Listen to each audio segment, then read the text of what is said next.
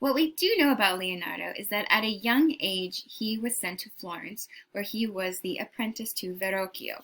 I circled Florence here. And it was during this time in the studio of Verrocchio that we think he might have painted this. Specifically, this angel that I've highlighted here.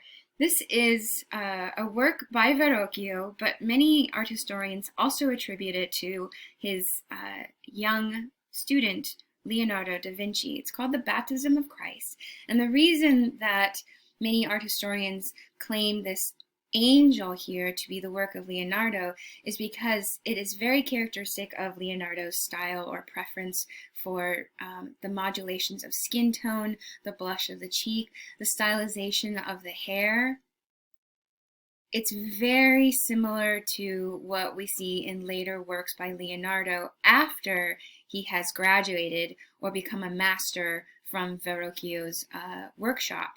And the hair and the angle and the eye shape and the skin tone and the lighting or the chiaroscuro across this figure is nothing like what we see in other works by Verrocchio.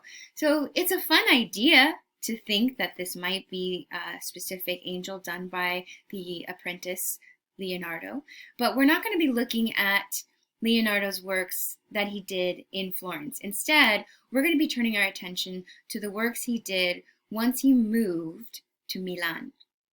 Now, Milan at this time is a duchy, and the Duke of Milan is now a friend of the people of Florence. And Florence, the Republic of Florence, is going through a lot of political changes. There's a lot of flux and chaos, and Leonardo decides, I gotta get out of here. So he writes to the Duke of Milan, and he says, hey, I'm a very talented artist. I'm also an architect and a military engineer and strategist. So if you would like to hire me, that would be great. I can get out of Florence for a bit because it's kind of crazy here.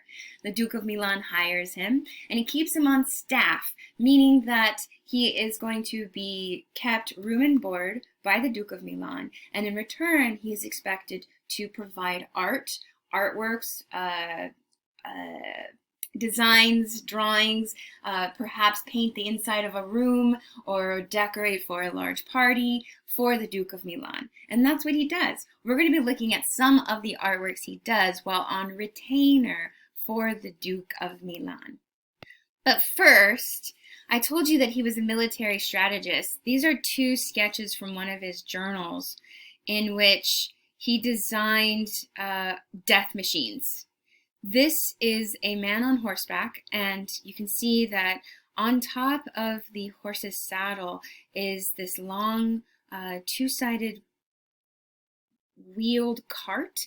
So you can see the wheels back here, and these wheels have these gears, and the gears then rotate, turning these scythes or these curved blades out in front of the horseman.